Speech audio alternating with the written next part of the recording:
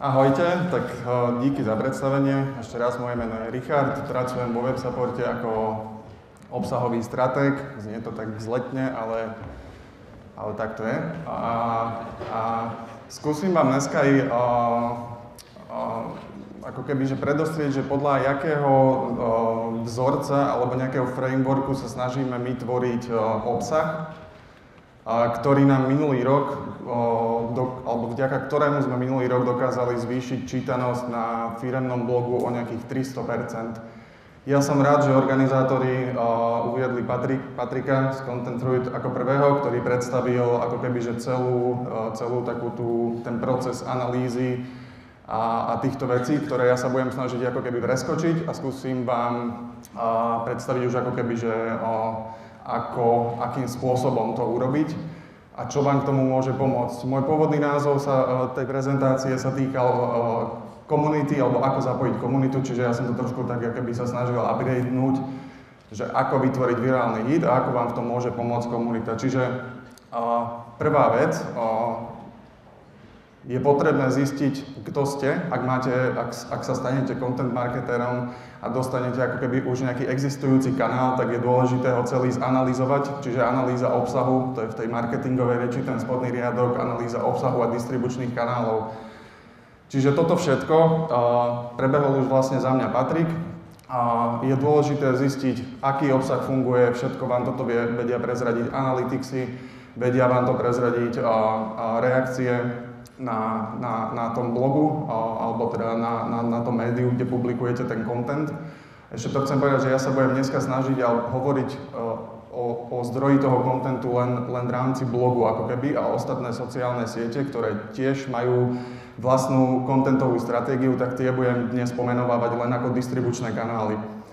Čiže ďalej zanalizovať kľúčové slova, vytvoriť si v spolupráci s agentúrou persóny, ktoré sú tiež veľmi dôležité, aby ste vedeli, na koho vlastne komunikujete. A v rámci tých distribučných kanálov je dôležité nastaviť si podľa mňa taký tone of voice, ako keby, že hlas, ktorým budete tými jednotlivými distribučnými kanálmi hovoriť k ľuďom. Taký message z toho celého je pre mňa, alebo teda čo by som vám chcel ako keby posunúť, že analýza je umenie tvorby prostredníctvom deštrukcie. To znamená, že všetko treba ako keby že rozbiť úplne do detailu. Niekedy to je také až schizofrenické, ale v rámci tej analýzy sa vám začnú objavovať také nejaké veci, nuancy, ktoré postupne budete zisťovať, že aha, vlastne toto funguje, toto je ono, tak toto funguje. Ďalšia vec je spoznajte svoje okolie, ak teda sa bavíme o nejakom firemnom blogu, čiže spoznajte svoje okolie a sledujte komunitu a jej správanie. Na to existuje, alebo na tom ja používam taký, mám to zatiaľ, prvýkrát som to takto kreslil, ako keby, ale mám to tak v hlave, že prvá vec je ako keby, že načúvať tej komunite. To znamená, že my používame vo WebSupporte nástroj Mention, ktorý je dokonalou alebo sofistikovanou obdobou Google Alert. Určite existujú aj iné nástroje na to, ale skrátka tento nástroj zachytáva všetko možné, čo sa o vás na webe zmieni alebo teda spomenie. Záleží od toho, aké kľúčové slova sledujete.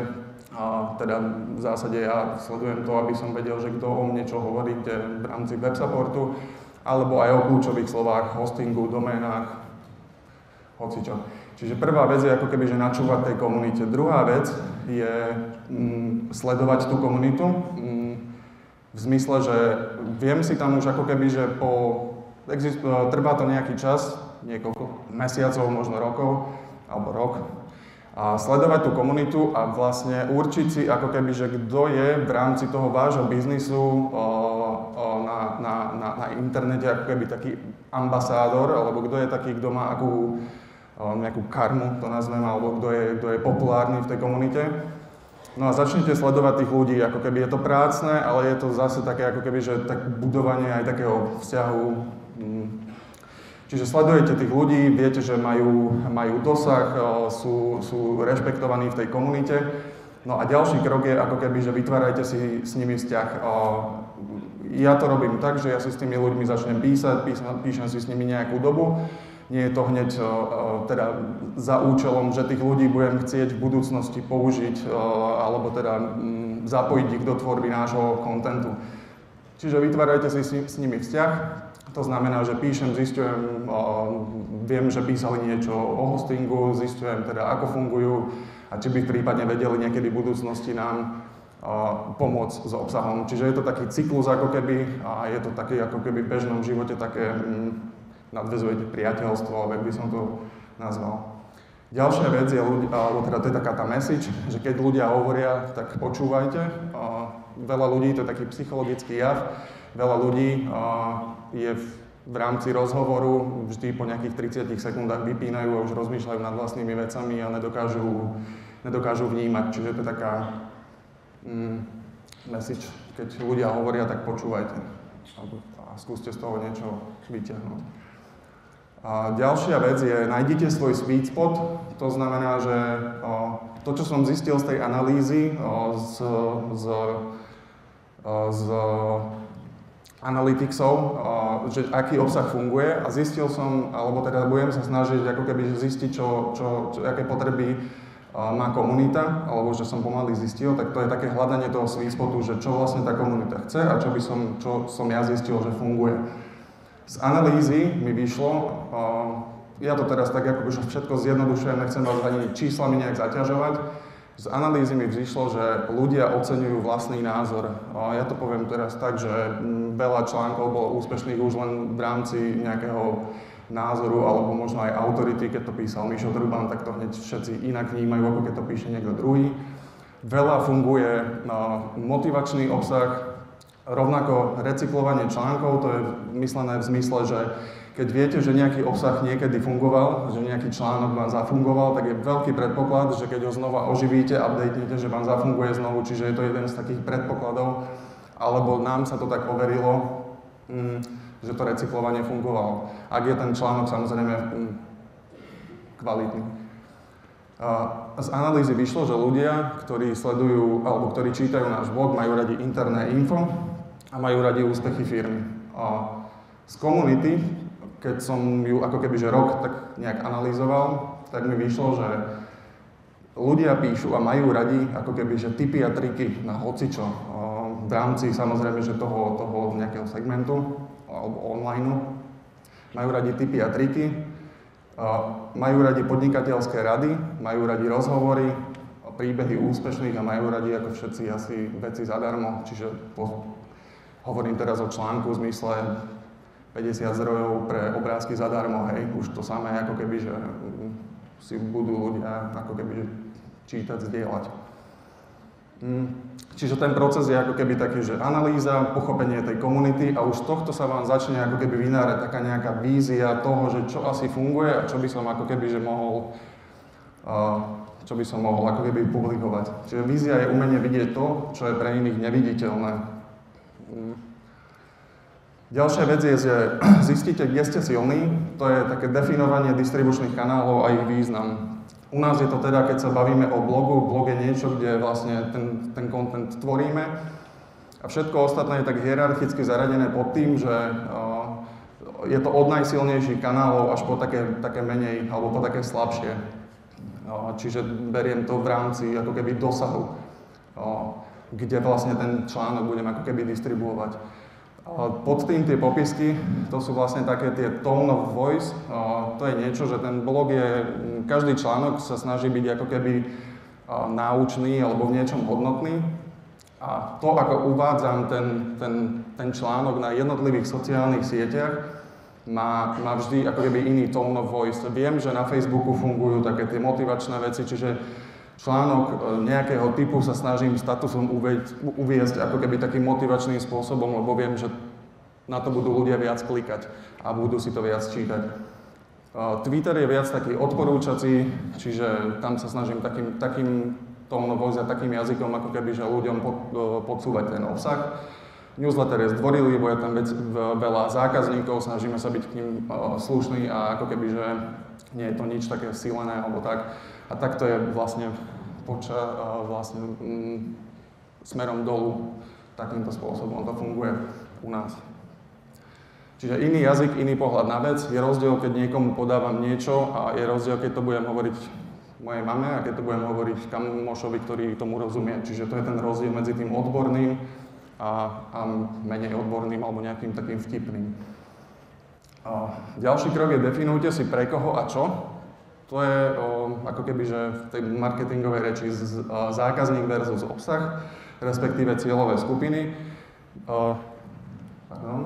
My sme si to určili v takýchto pomeroch. Ako keby, že to, čo bude, to, aký typ obsah, alebo to, k akému zákazníkovi, lomeno nezákazníkovi, budeme na tom blogu hovoriť.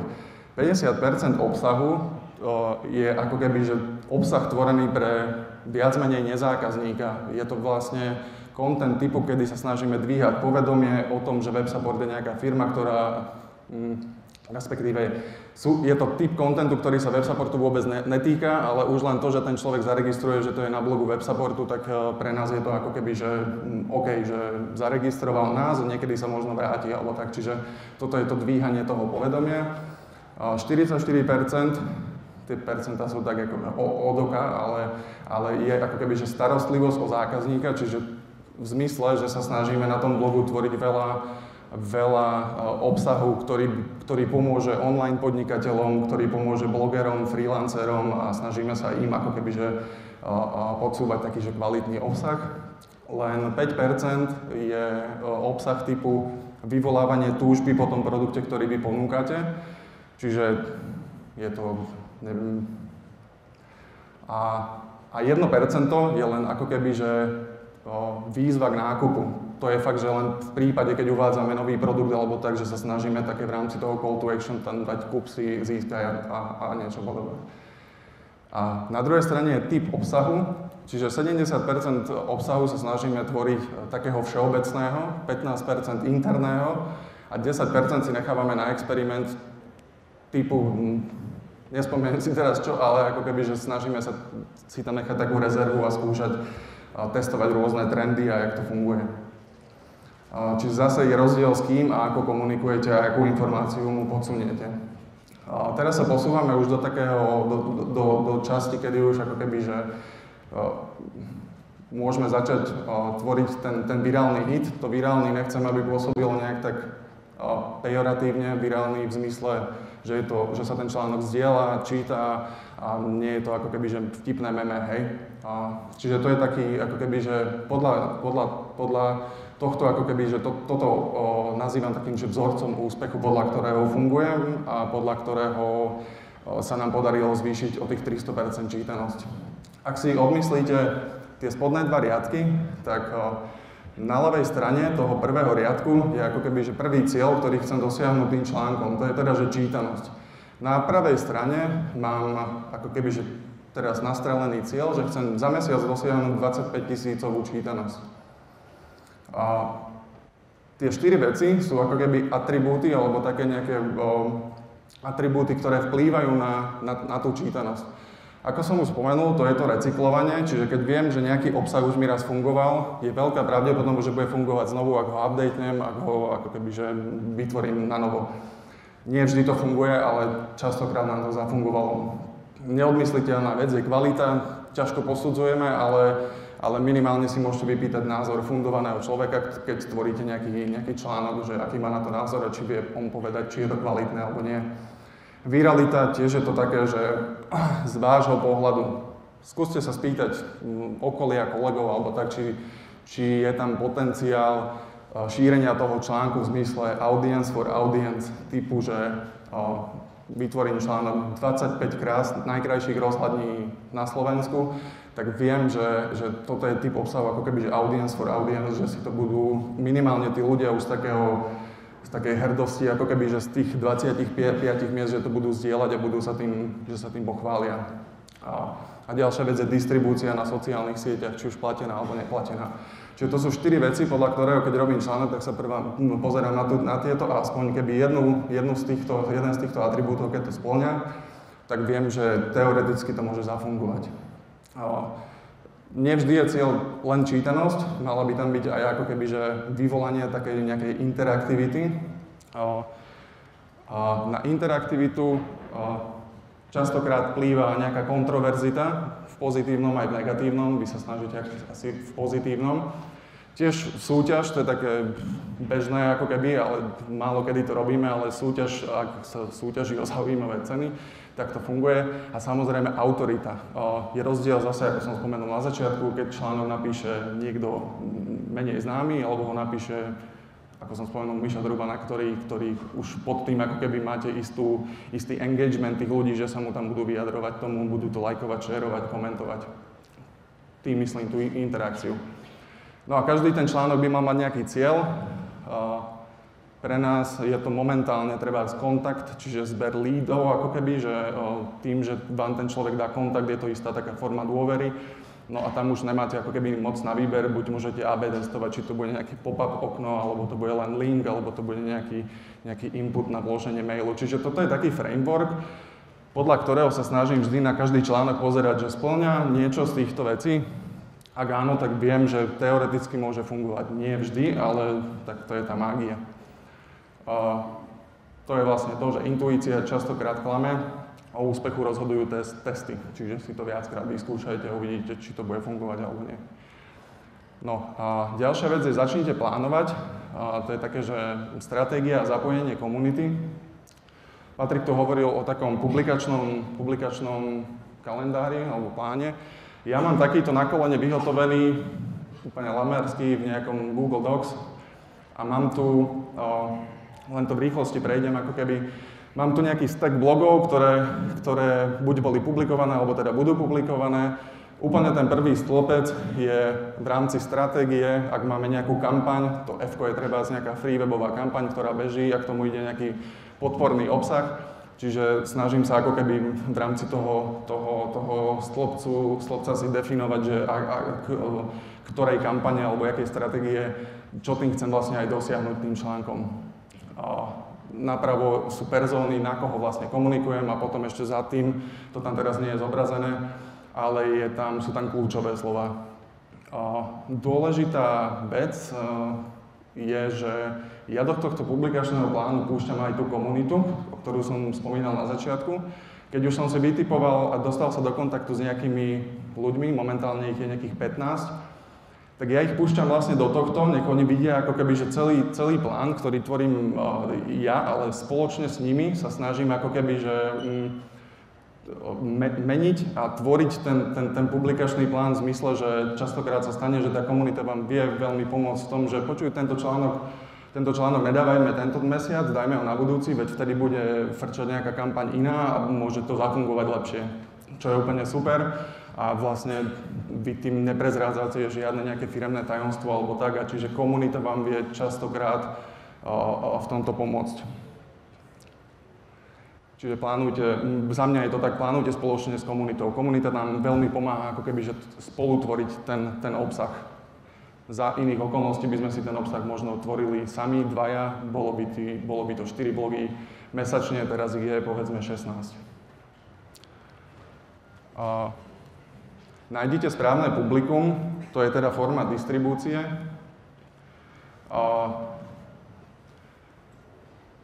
Keď článok už publikujem, keď ho dám von, tak vlastne prvé, čo robím, tak ho dávam ako keby cez distribučné kanály, to znamená teda sociálne siete, formou statusu bežného, ktorý môžem buď zasponzorovať, alebo to len tak šupnem. A potom sa oplatí vkladať obsah do nejakých špecializovaných Facebook grup, skupín a samozrejme platený dosah, čiže buď teda ten status sponzorujem, alebo no. A ďalšia vec je tá komunita, s tými ľuďmi, s ktorými komunikujete, vám vie veľmi pomôcť ako keby v tom, že oni sami tiež zdieľajú ten obsah a pomáhajú vám ho šíriť. Sice tiež len na sociálnych sieťach, ale veď je to v zásade ten istý spôsob. Na druhej strane je e-mail, čiže tam sú newsletter alebo nejaký sumárny direct mail na konci mesiaca. Samozrejme, viete sa dohodnúť s nejakými spriateľenými webmi alebo pageami na sociálnych sieťach, ktoré vám vedia pomôcť zdieľať ten obsah.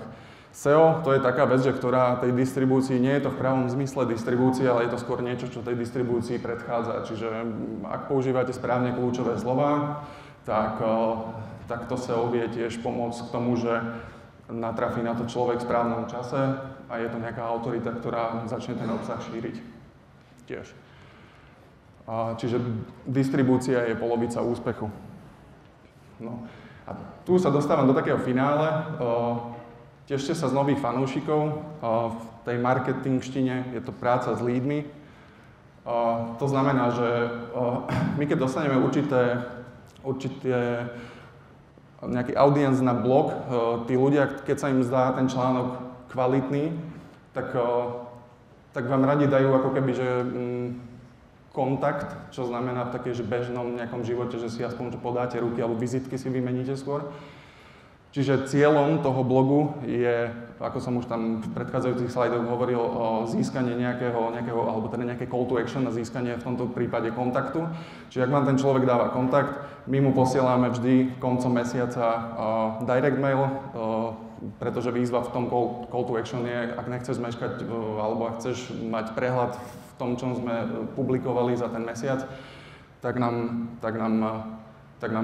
daj kontakt a my ho vieme potom každý mesiac ako keby notifikovať a hovoriť mu, že toto všetko si zmeškal, trebárs, tak si to keď tak prečítaj.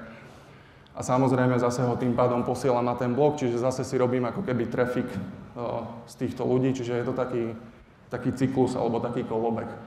A message z toho je taká, že vždy uzatvárajte kruh, ako keby, že aby to malo hlavu a petu a aby to fungovalo. Čiže to je všetko za mňa.